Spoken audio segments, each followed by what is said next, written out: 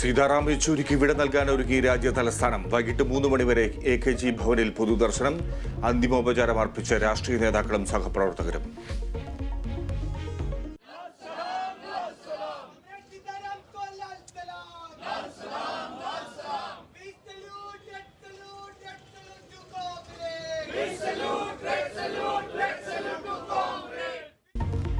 വൈകിട്ട് വിലാപയാത്രയ്ക്ക് ശേഷം മൃതദേഹം എയിംസിന് വിട്ടു നൽകും.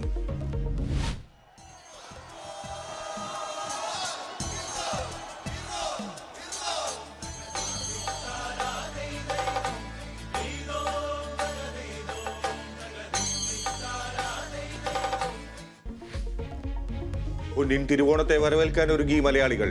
ഇന്ന് ഉത്രാടപ്പാച്ചിൽ, നാടകം, ഓണത്തിരക്ക്. ഗുരുവായൂരിൽ കാഴ്ചക്കുല സമർപ്പണത്തിന് വൻ തിരക്ക്.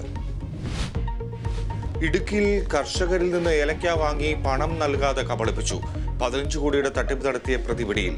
അറസ്റ്റിലായത് പാലക്കാട് സ്വദേശി മുഹമ്മദ് നസീർ.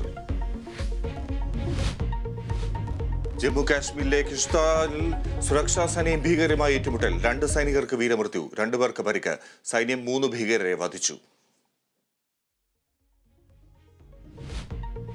അമേരിക്കൻ പ്രസിഡന്റ് തെരഞ്ഞെടുപ്പിൽ കുറഞ്ഞ തിന്മയെ തെരഞ്ഞെടുക്കാൻ ആഹ്വാനം ചെയ്ത് മാർപ്പാപ്പ. കുടിയേറ്റക്കാർക്കെതിരെ ട്രംപിന്റെ നിലപാടിനും കമലഹാസന്റെ ഗർഭചിത്ര അനുകൂല നിലപാടിനും വിമർശനം. ഇരു സ്ഥാനാർത്ഥികളും മനുഷ്യ ജീവിതത്തിനെതിരെന്നും പ്രതികരണം.